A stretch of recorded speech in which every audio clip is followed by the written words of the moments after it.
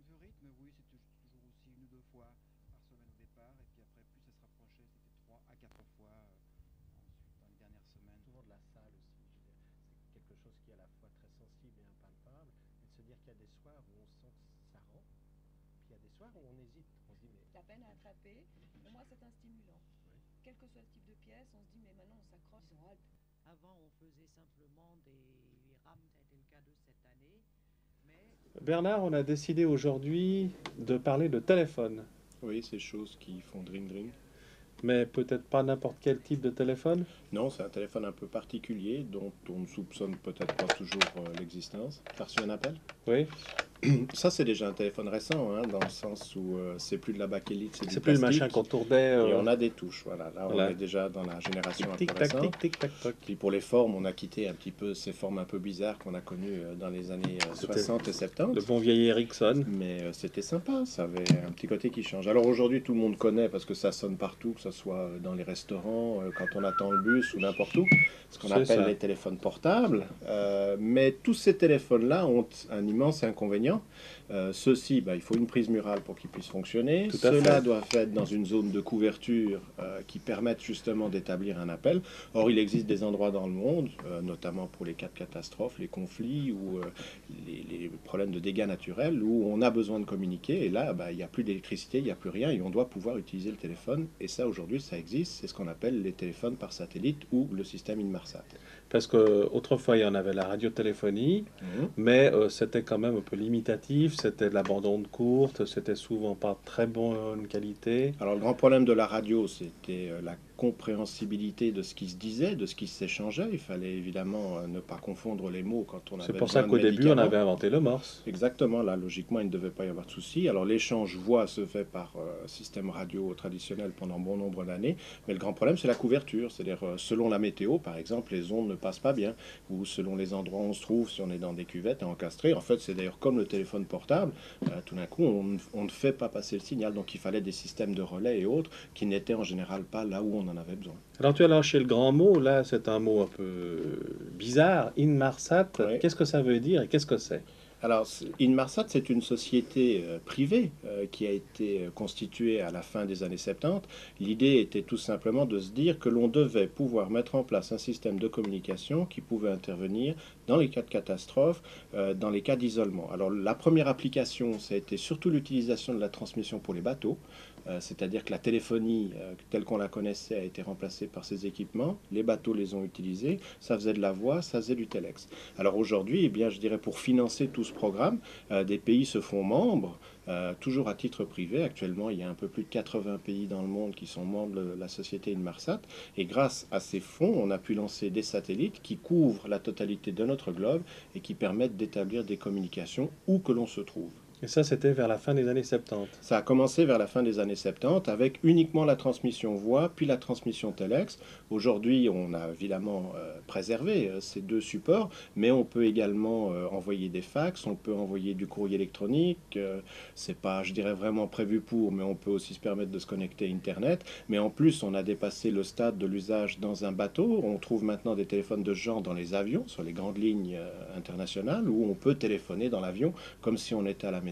Et puis on a ce type d'équipement transportable il y a quelques années, portable aujourd'hui, qu'on retrouve un petit peu partout. Et dès qu'on voit un conflit, on retrouve ce genre d'équipement à l'image. Mais je pense que c'est la tête des trucs extrêmement volumineux. Alors ça dépend. Au début des années 80, il fallait compter un équipement qui faisait entre 40 et 50 kilos. C'est pour ça que j'utilisais le mot transportable tout à l'heure. Aujourd'hui, c'est des équipements qui font de l'ordre de 2,5 kg à 3 kg, la partie la plus lourde étant la batterie. Alors, il y a deux éléments. Il y a, je suppose, l'élément transportable, puis après, il y a toute la chaîne qui sert de relais via le satellite, puis via les relais terrestres. C'est ça. Alors, d'un côté, il y a la personne qui est avec son téléphone portable, qui, pour établir la ligne, a besoin d'une antenne qui se connecte vers le satellite et envoie un signal. Et puis, à l'autre bout, quand le signal a reçu la transmission, elle redescend sur Terre, où, en général, on a fait des installations fixes avec des grandes antennes paraboliques. On en trouve en Suisse, on en trouve en France, un peu partout dans les pays nordiques, où à ce moment-là, le signal perçu par ces grandes antennes va être redistribué via le réseau filaire, qui lui redevient à ce moment-là une communication téléphonique normale. Alors à l'aide de cette carte, on peut commencer à appréhender un petit peu ce que représente le système de communication par satellite Inmarsat. C'est en fait 4 satellites géostationnaires qui permettent de découper finalement notre planète en 4 zones. Il y a l'océan Atlantique Nord et ouest, il y a l'océan Pacifique, l'océan Indien. À l'aide de ces 4 satellites, on peut dire que l'on couvre la totalité du globe et chacun d'entre eux permet d'établir les communications où que l'on se trouve.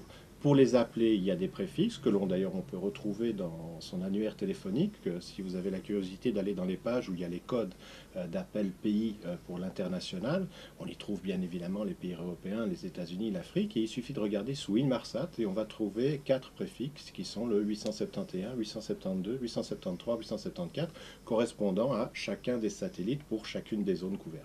Et alors, je pense qu'on couvre également les extrêmes, c'est-à-dire, bon, je ne sais pas si vraiment c'est nécessaire, mais sans doute peut-être au pôle sud, pôle nord, ou en tout cas des régions assez basses en latitude. Tout à fait. Du genre peut-être du Groenland, Oui. les Malouines, La le seule Cap chose Horn. à laquelle on doit toujours s'astreindre, puisqu'on fait une transmission radio, c'est que l'on doit évidemment s'orienter vers un satellite pour recevoir Bien son sûr. signal, et on doit être libre en vue, c'est-à-dire si on fait ça devant un gratte-ciel, il est clair que le signal il est bloqué parce qu'il se trouve Ce devant qui fait nous. que paradoxalement, Malouine, on aura une meilleure transmission que dans les rues de New York. Exactement, ou en plein désert, c'est superbe. C'est ça. Alors, si on est à cheval sur une de ces zones, on a le choix entre un indicatif ou l'autre? Alors, on a le choix entre les deux indicatifs, mais en fait, ces appareils sont équipés d'un petit testeur qui, avant d'établir une communication, va essayer d'orienter la machine au Trouver mieux. la meilleure. Et alors, dès qu'elle a le meilleur signal, elle se bloque et il y a un menu interactif qui dit « Voulez-vous choisir ce signal ?» Oui, non, on dit oui. Puis après, il se bloque, il se cale, il fait sa recherche et on peut établir les communications. C'est un petit peu comme quand on est avec un téléphone portable. Si tout d'un coup le son devient plus faible, quel est le premier réflexe? On a tendance à se tourner un petit peu ou à gauche ou à droite, on sent que la communication se rétablit. Mais là, dans ce cas-là, plutôt que d'éviter ce genre de problème, parce qu'en plus les communications coûtent assez cher, on se cale d'abord sur le meilleur signal possible et ensuite on peut travailler. Bon, cette carte, elle est bien. Maintenant, j'aimerais savoir comment ça fonctionne. C'est pas très compliqué en fait. C'est un appareil qui se présente un peu comme un PC portable. Son aspect extérieur est d'ailleurs relativement trompeur parce qu'on pourrait croire que les gens effectivement se baladent avec un laptop, mais ça n'a rien à voir. En fait, la machine, elle est comme ça. Alors la grande question, c'est de se dire, mais dans cette machine, attends, c'est satellite, je cherche la parabole, puisqu'on a tous l'habitude. Je dirais la parabole, c'est la petite surprise, c'est le couvercle de l'appareil. Ça, Donc, c'est fort. C'est plat, ça fait la réception, puis à l'intérieur, on va trouver le combiné téléphonique, et puis derrière, on a toute une série de raccords qui permettent d'y mettre un fax, un PC ou de travailler. Alors maintenant, Ça, pour que ça fonctionne, dans le studio, ça va rien donner. Donc maintenant, il faudra aller dehors, puis on va essayer de caler l'antenne, trouver un signal satellite, et puis après, on peut faire alors, un prends appel. ton sac à dos, tu prends ta carte, Oui, je sens bien que c'est toujours les mêmes qui vont travailler. et puis hein, On se retrouve dehors, alors. on se retrouve dehors. À tout de Voilà. suite.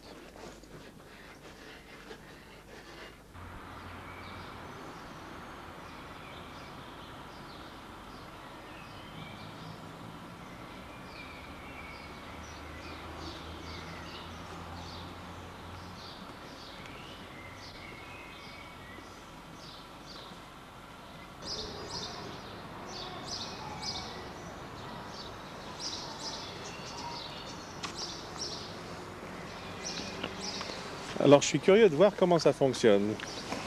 C'est pas très compliqué en fait. Donc on a vu tout à l'heure la présentation de l'appareil, c'est relativement simple. C'est une petite boîte, qui se présente comme ça. Alors on disait que le couvercle de l'appareil en fait, c'est son antenne, donc on l'ouvre. C'est un châssis solidaire. Puis là on a un téléphone traditionnel à l'intérieur, qui n'a rien de particulier.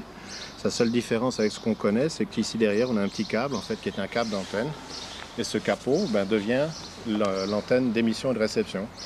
Alors l'idée, c'est de mettre en route, d'essayer de chercher un signal, puis quand il est calé, après on peut procéder à un appel téléphonique. Et ça fonctionne pour le monde entier. Ça fonctionne dans le monde entier. Les seules petites précautions qu'il faut prendre, c'est que pour certains pays, pour y rentrer avec un équipement qui viendrait par exemple de Suisse, on demande une autorisation, même si paradoxalement ce pays vendrait le même type d'équipement. Il y a une petite forme de protection de marché, alors il y a un côté très ouvert, puis il y a quand même quelques petites limitations. Alors là où on voit que c'est quand même destiné effectivement à aller dans des lieux très reculés, c'est que sur le couvercle, il y a une petite boussole. Oui, parce que les premiers équipements, il fallait orienter pour trouver le satellite. Alors, je sais pas, on dit toujours quand on est en ville, on a des points de repère, on peut regarder en forêt où il y a la mousse sur le côté des arbres, des choses de ce genre. Donc, selon les endroits, il fallait s'orienter, donc on mettait la boussole. En fait, aujourd'hui, la boussole, je dirais, c'est presque un petit accessoire, parce qu'à l'intérieur, il y a un système sonore qui fait une recherche bip, bip, bip, et on entend le son qui monte, qui monte, qui monte, au fur et à mesure qu'on a trouvé un signal de plus en plus fort et on se calme. Est-ce que tu arrives à nous faire une petite démonstration? On va essayer, ça va être la grande question, hein. Alors on va d'abord allumer l'appareil. Voilà, là il faut qu'il charge, il y a une espèce de petit menu. Maintenant il faut rentrer un code secret parce que on ne sait jamais si quelqu'un nous volait la machine. Maintenant il dit initialisation et en fait il va essayer de trouver un signal. Alors c'est là que ça va mettre un petit peu de temps parce qu'il faut qu'il puisse trouver. Alors on va le laisser chercher. Le tout c'est de savoir si en plein milieu des avancées on va être en mesure de trouver un signal.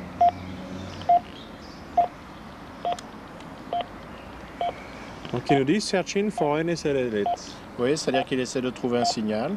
Quand il l'aura trouvé, il y a un petit segment qui va augmenter de volume, qui va passer à un niveau beaucoup plus important.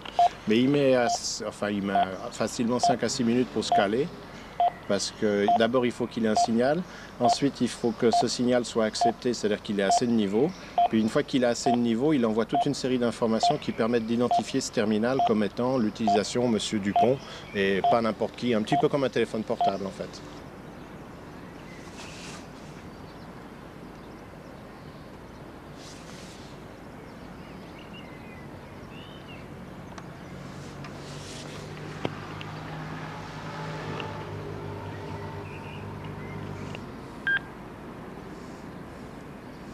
On a entendu un bip. Oui, alors c'est plus positif qu'aux Avanchets. Ici, il a tout de suite trouvé le signal du satellite. On voit bien le bar graphe, on a un excellent signal. On doit le valider, comme quoi c'est bien avec ce satellite qu'on va travailler. Et puis là, la machine va envoyer toutes les références clients pour que le satellite puisse prendre en compte l'abonné avec son terminal et le rendre opérationnel. Sans cela, quand on aurait essayé d'appeler ce terminal, on a une voix qui signale que l'abonné n'est pas disponible pour l'instant ou qu'éventuellement on n'a pas choisi le bon satellite. Alors que là, si quelqu'un essaie de nous appeler sur ce terminal maintenant, le signal va passer et l'appareil se mettra à sonner. Alors Bernard, ici, c'est un petit peu l'image de Inmarsat qu'on connaît habituellement, c'est-à-dire la personne qui a l'antenne sur le toit de la voiture et puis le téléphone sur le capot et puis qui contacte son correspondant. Oui, ce qu'on a vu tout à l'heure quand on a essayé de se caler aux Avanchets, c'est que la partie antenne était solidaire du téléphone, mais en fait c'est comme une boîte dans laquelle on enferme le combiné, alors qu'on dispose de séries de 2 mètres et quelques de câbles. On pourrait même d'ailleurs avoir des distances un peu plus conséquentes, ce qui permet à ce moment-là justement de prendre cette antenne, de l'avoir sur un point haut, et puis d'avoir l'appareil soit en intérieur, soit à l'intérieur d'un véhicule, puisqu'il existe d'autres types d'antennes. Celle-ci est plate, elle est faite pour se déplacer un peu n'importe où et établir la communication quand on en a besoin. Mais par exemple, le cas d'un bateau où il voudrait être joint en permanence, l'antenne a une forme de globe, un petit peu comme on le verra dans certaines images. Et à ce moment-là, c'est vrai qu'on prend les signaux en permanence, quel que soit l'endroit où on se trouve et le déplacement ou la vitesse à laquelle ça s'effectue. Pour une raison fort simple, c'est que le bateau pouvant virer de bord d'un instant à l'autre, on perdra le signal. Voilà, et puis à ce moment-là, je veux dire, le système, les antennes sont plus puissantes au niveau captation. Il y a toute une amplification électronique qui permet de se recaler tout de suite si on changeait de satellite sans problème. Ce serait presque transparent pendant une communication. Et pendant ce temps, il y a un modèle réduit qui passe. Ben oui, lui aussi, il a peut-être un équipement comme ça à bord. Enfin, je crois pas quand même. On pourrait essayer de le contacter, de lui dire bonjour. Il faut connaître son numéro d'abonné. Voilà. Inmarsat, moi je veux bien. Ici, on a donc ton téléphone, on a un petit portable. En fait, c'est plutôt pour avoir une relation déjà d'encombrement, mais aussi une relation de prix, parce que je suppose que ce genre d'appareil ne doit pas être spécialement donné, ni au prix d'achat, ni au prix de la communication. Oui, parce que l'infrastructure est totalement différente et l'usage n'en est pas le même. Il faut bien se dire que les satellites qu'on lance, ça coûte des millions. Donc, quand on va établir une communication, certes, elle ne sera pas aussi élevée que le prix d'un satellite, mais il va falloir amortir tout cet investissement d'investissement. Alors le téléphone portable, ben, lui au départ c'était un peu la même chose. Posséder un téléphone de ce genre dans notre pays, c'était quand même réservé à une certaine élite. Les prix se sont démocratisés, les appareils sont devenus plus petits, plus faciles à utiliser, puis en plus maintenant on peut sortir de nos frontières. Donc un appareil comme ça vaut à peu près 200 francs, et quand on établit une communication, on est aux alentours de 75 centimes la minute. Alors un appareil comme celui-là, qui est ce qu'on appelle les systèmes Inmarsat Mini-M, d'où son nom, hein, le plus petit, le compact qu'on peut emporter n'importe où, le terminal en lui-même vaut à peu près dans les 4000 $. Donc on voit déjà la différence entre les deux. Et quand on établit une communication comme ça, à la minute, il faut compter aux alentours de 6 francs suisses la minute. Donc il faut être quand même très prudent quand on utilise ça. Et il faut savoir que 6 francs, c'est ce que nous payons si on essaye d'avoir la communication avec ce terminal. Et de l'autre côté, l'abonné, quand lui il appelle, il passe par une autre société que notre société nationale, où les tarifs à ce moment-là peuvent aussi varier avec de grandes fourchettes. Donc on n'a pas trop intérêt à téléphoner à l'horloge parlante pour savoir quelle heure il est à Tokyo ou à Bombay. À ce niveau-là, ça ne présente pas du tout d'intérêt. La communication téléphonique doit être courte et efficace. Et quand on sait que là-dessus, on peut y raccorder un PC pour envoyer du courrier électronique ou passer des pages fax, la vitesse de travail maximum de la machine est limitée à 2400 bauds, alors qu'on sait qu'aujourd'hui, tous les modems font à peu près entre 33 000 et 56 000 bauds. Donc là, passer une page de fax, il faut éviter d'envoyer un roman. C'est une page, 15 à 20 lignes, de l'essentiel, du court, de l'efficace. Autrement, c'est le porte-monnaie qui en prend un coup. Oui, et puis les sociétés essaient de rentabiliser ce style d'équipement. Donc c'est pas pour y faire n'importe quoi, ni pour souhaiter bon anniversaire à la belle maman. Eh bien, on a pris note du message.